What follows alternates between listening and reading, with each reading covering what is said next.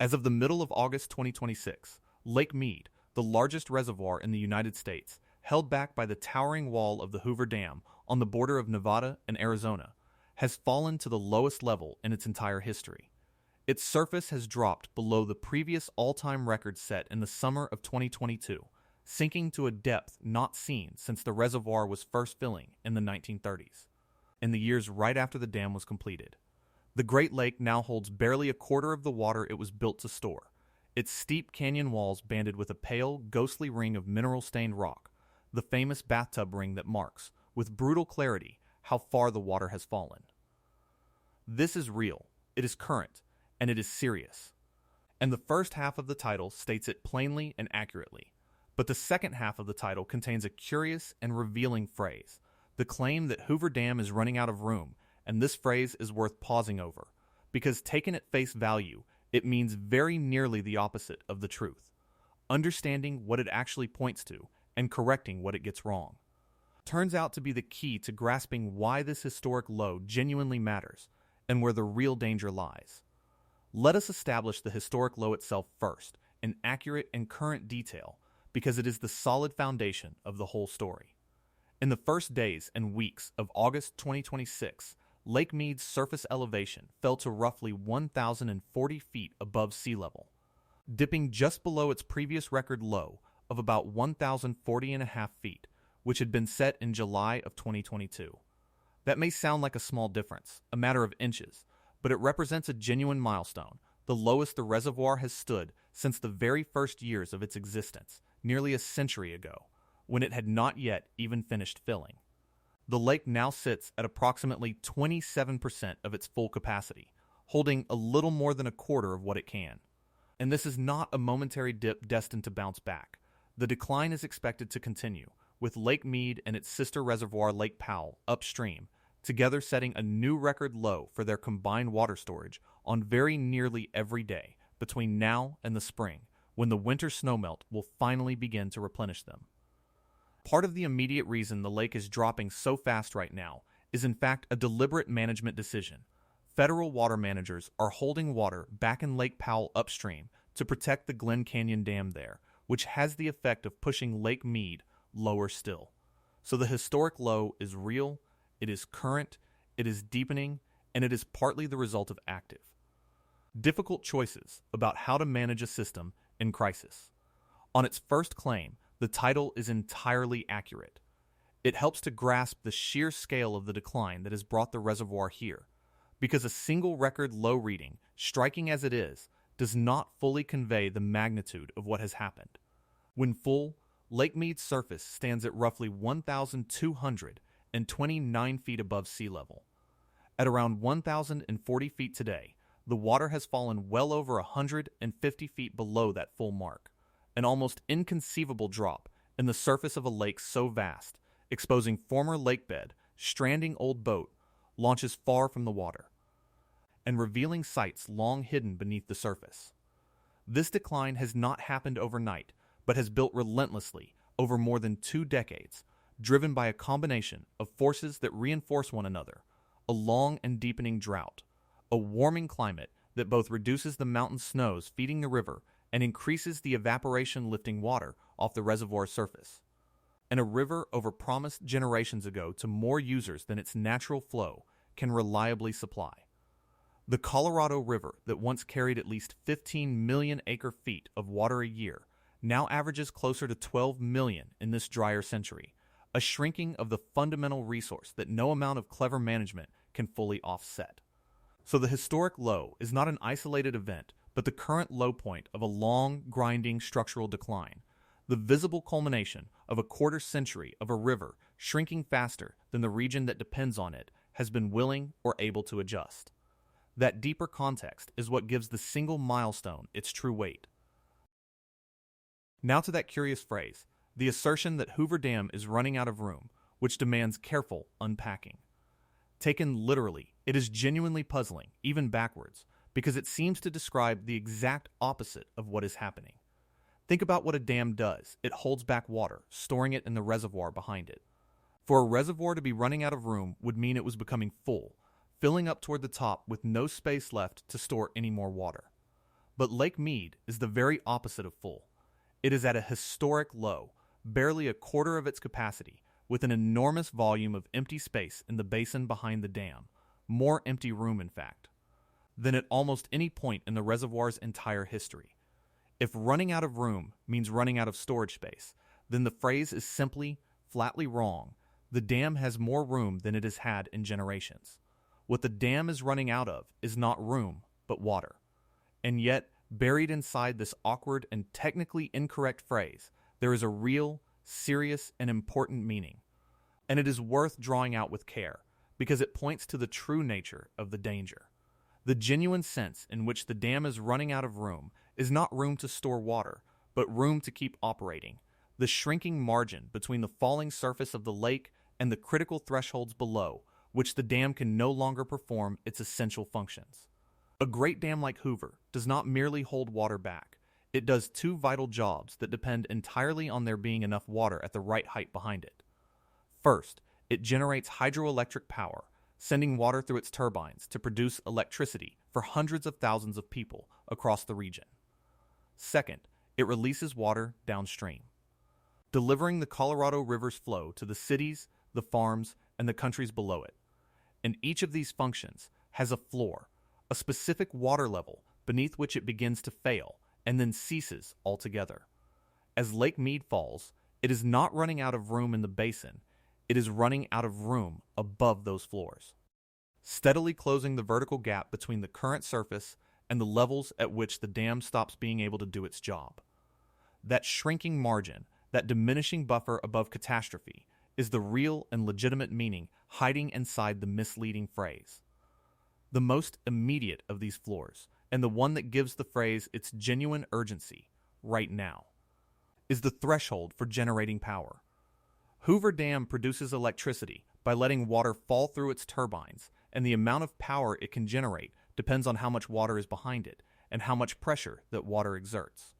As the lake drops, both the flow and the pressure diminish, so the dam's power output steadily declines even before any hard limit is reached.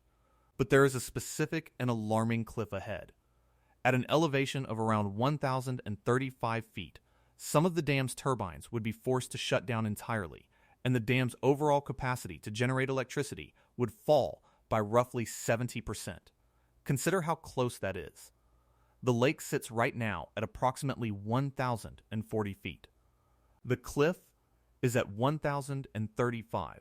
That is a margin of only about 5 feet. To put that in perspective, Lake Mead has fallen dozens of feet over recent years. 5 feet is a decline it can accomplish in a matter of months under the current conditions. Federal forecasters have warned explicitly that the reservoir could approach that power threshold within the coming months, and could potentially fall below it by the spring of 2027 if the drought persists through the winter. So the single most pressing way in which the dam is running out of room is that it now sits perilously, just a few feet above the level at which the majority of its electricity generation would collapse. It is worth understanding why the power falls off so sharply, because it reveals that the decline is not sudden but gradual right up until the cliff.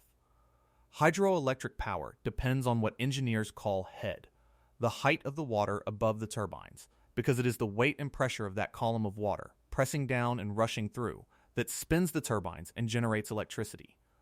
When the reservoir is full and the water stands high, the head is great, the pressure is enormous, and each unit of water passing through produces a great deal of power. But as the surface falls, the head shrinks, the pressure eases, and every drop of water that passes through the turbines yields less electricity than it did before. So the dam's output has already been quietly declining for years as the lake has fallen, producing less power today than it did when the reservoir was fuller, even though it has not yet hit any hard threshold. The cliff at 1,035 feet is simply the point at which this gradual decline becomes a sudden collapse, where the water falls below the level of some of the intake structures that feed the turbines, forcing them offline entirely. So the dam is losing power in two ways at once: a slow, continuous bleed as the head diminishes, and a looming step change as it nears the level where whole turbines must be shut down. Both are consequences of the same falling water, and both are captured imperfectly. by the notion that the dam is running out of the room it needs to work. Below that hydropower cliff lie two deeper and more absolute floors, further down but no less significant as markers of how the situation is measured. At an elevation of around 950 feet is what is called minimum power pool, the level below which the dam can generate no electricity at all. Its turbines stilled entirely for lack of water to drive them, and further down still, at around 895 feet, lies the most feared threshold of all, known as dead pool. This is the level at which the water behind the dam falls so low that it can no longer physically flow downstream through the dam's outlets by gravity. The point at which Hoover Dam would cease to deliver any water at all to everything below it. Dead pool remains roughly 145 feet beneath the current surface, a substantial margin, and by all accounts it is still years away rather than months. But the deeply telling thing is that dead pool is now part of the conversation at all. That we routinely measure the health of the nation's largest reservoir by counting the feet between its surface and the level at which it would stop functioning as a dam entirely. That we speak of dead pool, even as a distant prospect, is itself a measure of how far things have declined. These thresholds are not abstract engineering trivia. Crossing them would carry enormous and concrete consequences for millions of people, which is precisely why the shrinking room above them matters so much. The hydroelectricity generated at Hoover Dam, together with the power from the other great dams of the Colorado River system, supplies electricity to a large population across the West, and it does so cleanly, without burning fuel, and cheaply. To lose 70% of that generation, or eventually all of it, would strip away a significant, low-cost, carbon-free source of power at the very moment the region needs it most desperately, during the blazing heat of summer when the demand for electricity to run air conditioning peaks. And the deeper threshold of dead pool would be more catastrophic still. For below it the dam could release no water downstream at all, choking off the supply to the roughly 40 million people and the vast expanses of farmland across 7 states and Mexico that depend on the Colorado River to live. So the room the dam is running out of is, in the plainest terms, the room it needs to keep making power and keep delivering water. The two functions that give it its entire reason for being. And here the danger reveals a cruel circularity, because the two functions are bound to the very heat that is helping to drain the reservoir in the first place. The hydropower is needed most in the searing heat of summer, precisely when air conditioners across the region draw their heaviest load, and that same summer heat is what accelerates the evaporation stripping water off the lake's surface and deepens the drought shrinking the river that feeds it. So the heat drives up the demand for the dam's power at the same moment it drives down the water level that allows the dam to produce it, a vice closing from both sides. Lose the hydropower, and the region must replace it, most likely by burning more fuel, which warms the climate further, which intensifies the heat and drought, which lowers the reservoir further still. The falling water at Hoover Dam is thus not an isolated problem, but a knot tying together heat, water, and power, each straining the others, all bearing down on the same place at the same time. The dam running out of room is, in miniature, the whole West running out of the margin it once took for granted. This is why the historic low matters far beyond the fate of a single reservoir. It sits at the exact junction where the region's interlocking crises of heat, water, and power all meet and measure themselves against one another. It would be misleading, however, to present all of this as a passive and inevitable slide toward disaster, because the crisis, for all its severity, is being actively and seriously managed, and honesty requires giving that its due weight. The federal government is making deliberate choices to hold water back and protect the most vulnerable parts of the system, and in a particularly revealing move, the Bureau of Reclamation announced that it would spend tens of millions of dollars on a new set of turbines for Hoover Dam, specifically engineered to keep generating electricity efficiently at the historically low water levels the reservoir is now experiencing. This is a striking and significant step, because it amounts to an implicit admission by the nation's water managers that these low levels are not a temporary aberration to be waited out, but the new baseline around which future planning must occur. And it is a concrete effort to buy the dam more operational room to lower the floor of the hydropower threshold and keep the turbines spinning even as the water falls.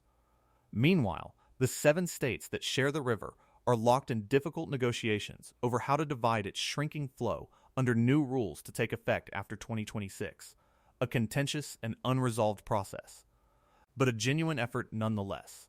The room above the thresholds is not simply being surrendered, it is being fought for, engineered, and negotiated over. None of this guarantees success, of course, and the difficulty of the state's negotiations and the sheer momentum of the decline are sobering.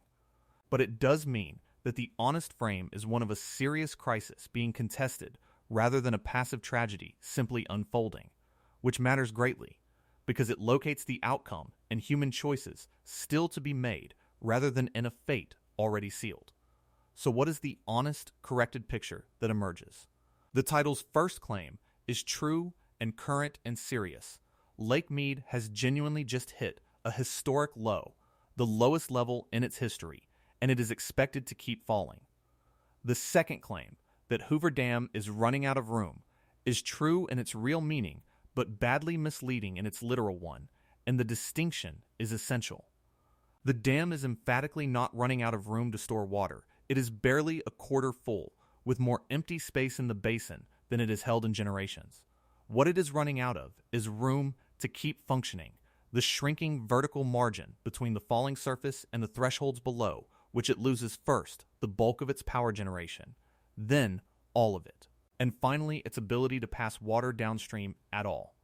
The most urgent of these dangers is not the distant specter of dead pool, which remains years away, but the immediate one of the hydropower cliff, now sitting just about 5 feet beneath the surface, a threshold the dam could realistically approach within the year. That is the genuine, serious, and worsening danger the awkward phrase is reaching toward, once its literal error is set aside. There is a larger meaning in the falling water of Lake Mead that reaches beyond the dam itself, and it is worth naming. The shrinking reservoir has become one of the most visible and legible symbols of the entire water reckoning of the American West, a colossal gauge that anyone can read simply by looking at the widening band of pale rock on the canyon walls. A decline recorded in stone in a way that no spreadsheet or projection ever could be. And what the running out of room framing captures, once it is properly understood, is a genuinely profound truth about the region. The great infrastructure of the 20th century West, the enormous dams that tamed the rivers and made the desert bloom and the cities blaze with light, was designed and built for a wetter world than the one that has now arrived. Those dams increasingly operate ever closer to the floors below, which they can no longer do their work. And the room they are running out of is, in a deep sense, the margin of abundance that the whole region built for itself in a more generous climate, a cushion of surplus water that is now, foot by foot and year by year, being steadily used up. The falling surface of Lake Mead is the visible measure of that vanishing margin, the gap between the water the West has and the water it needs, narrowing before our eyes.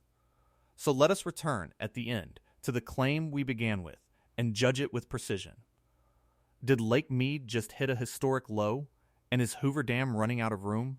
The first is simply and currently true. In August 2026, Lake Mead fell to the lowest level in its history, below its previous record, holding barely a quarter of its capacity, with the record expected to keep falling through the winter. The second is true in its real meaning, but misleading in its literal one, and getting the difference right is everything. The dam is not running out of room to hold water. It holds less than it has in nearly a century, with vast empty space behind it. What it is running out of is room to keep working, the narrowing margin between the falling water and the levels at which it can no longer generate its power or release its water. It sits now just about 5 feet above the threshold, where the majority of its hydropower would vanish, and while the ultimate floor of dead pool remains many feet and years away, the plain fact that we now measure the great reservoir by its distance from failure tells the whole story. The honest truth is that Lake Mead's historic low is real and serious. That Hoover Dam is indeed running out of room, not to hold water but to keep functioning, and that this is a genuine, deepening, but actively managed crisis, a mighty dam built for a wetter world, now laboring near the edge of what a drier one will permit. The water is not running out of room, the margin itself is. And to watch that margin shrink, foot by foot, on the bleached canyon walls of Lake Mead is to watch the American West confront, in the most visible way imaginable, the slow closing of the gap between the water it has and the water it has always assumed would be there.